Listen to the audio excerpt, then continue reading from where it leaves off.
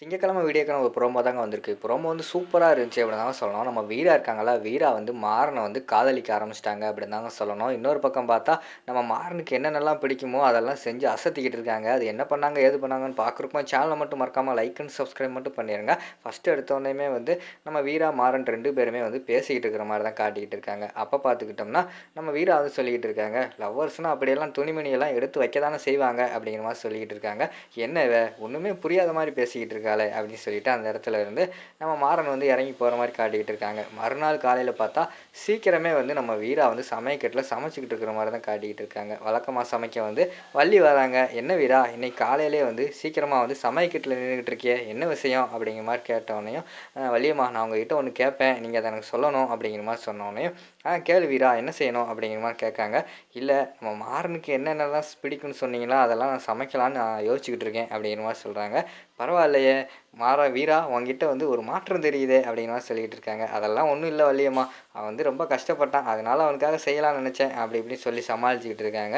ஏய் வீரா, உன் வயசை தாண்டி தான் நானும் வந்திருக்கேன். ஒரு பொண்ணு வந்து எப்பப்போ என்னென்ன செய்வான்னு சொல்லிட்டு எல்லாமே எனக்கு தெரியும் சரியா, ஒழுங்காக வந்து உண்மையை சொல்லு, அவன் உனக்கு பிடிக்க ஆரம்பிச்சிருச்சுல அப்படிங்கிற மாதிரி சொல்லிக்கிட்டு இருக்காங்க. ஆமாம்மா உண்மை தெரிஞ்சிருச்சுல, உண்மை தெரிஞ்ச பிறகு அவன் மேலே தப்பே இல்லைன்னு தெரியும் போது அவனை பிடிக்காதவங்க யாராவது இருக்குமா? அவனை ஆல்ரெடி எனக்கு பிடிக்குமா, நான் முன்னாடியே வந்து அவனை லவ் பண்ணேன், அது என்னமோ உண்மை தான், ஆனால் எங்கள் அண்ணன் விஷயத்தினால தான் அதை வந்து வெளியில் சொல்லாமல் இருந்தேன் அப்படிங்கிற மாதிரி சொல்லிகிட்டு இருக்காங்க. சரி இப்போ போய் அதை சொல்லிட வேண்டியதானே அப்படின்னு சொல்லிட்டு நம்ம வள்ளி வந்து கேட்டுக்கிட்டு இருக்காங்க. இல்லை வள்ளியம்மா இப்போ சொன்னால் அது சரி இருக்காது, நான் வந்து என்னோடய செயலில் நான் காட்ட போகிறேன் அப்படிங்கிற மாதிரி சொல்லிக்கிட்டு இருக்காங்க. சரி சொல்லுங்கள், நீங்கள் அவனுக்கு என்னென்னலாம் பிடிக்கும் அதை முதல்ல சொல்லுங்கள் அப்படிங்கிற மாதிரி சொல்லிக்கிட்டு இருக்காங்க. அவனுக்கு வந்து பால் பாயாசம்னா ரொம்ப பிடிக்குமா, அவன் வந்து விரும்பி சாப்பிடுவான் அப்படிங்கிற மாதிரி சொல்லிக்கிட்டு இருக்காங்க. ஓ அப்படியா, சரி நான் அதை பண்ணிடுறேன் அப்படின்னு சொல்லிட்டு வள்ளி வந்து பால் பாயாசம்லாம் ஜம்முன்னு செய்ய ஆரம்பிச்சிடுறாங்க. அதுக்கடுத்து பார்த்தா மேலே இருந்து நம்ம மாறன் வந்து வழக்கம் போல் காலையில் சாப்பாட்டுக்கு வருவாரில் இறங்கி வர்ற மாதிரி தான் காட்டிக்கிட்டு இருக்காங்க.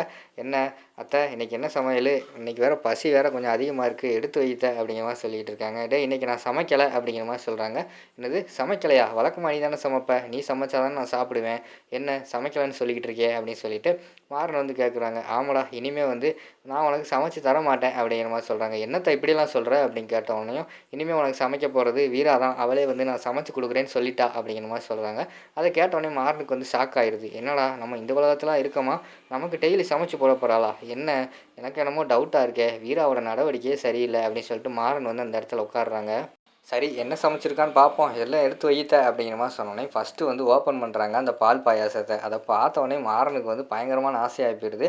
என்னத்தை எனக்கு பிடிச்ச பால் பாயாசம் அப்படிங்கிற மாதிரி சொன்னோடனே, டேய் அதையும் நான் சமைக்கலை, உன் பொண்டாட்டி தான் சமைச்சிருக்கா அப்படிங்கிற மாதிரி வந்து வள்ளி வந்து சொல்கிறாங்க. என்னது அவள் சமைச்சாளா அப்படிங்கிற மாதிரி கேட்டவொடனே, ஆமாம் அவள் தான் சமைச்சா, என்னங்க எடுத்து சாப்பிடுங்க, உங்களுக்கு தான் பால் பாயாசம் வந்து ரொம்ப பிடிக்கும்ல, நல்லா கூச்சப்படாமல் சாப்பிடுங்க அப்படின்னு சொல்லிட்டு வீரா வந்து மாறனுக்காக வந்து சமைச்சு போடுற மாதிரி தான் காட்டிக்கிட்டு இருக்காங்க. மாறனுக்கு வந்து டவுட் ஆயிடுது, என்னடா இது நமக்காக இப்படியெல்லாம் பண்ணிக்கிட்டு இருக்கா, அவளுக்கு எதுவும் உண்மை தெரிஞ்சிருச்சோ, ஆல்ரெடி வந்து நம்மக்கிட்ட சொல்லிக்கிட்டு இருந்தா நான் வந்து உண்மையெல்லாம் கண்டுபிடிக்க போகிறேன் அப்படின்னு சொல்லிட்டு உண்மை எதுவும் கண்டுபிடிச்சிட்டாலும் அப்படின்னு சொல்லிட்டு அவங்க ஒரு பக்கம் ஷாக்காகி பார்த்துக்கிட்டு இருக்காங்க. அதோட பார்த்துக்கிட்டிங்கன்னா அந்த எபிசோடு வந்து முடிச்சிடுறாங்க.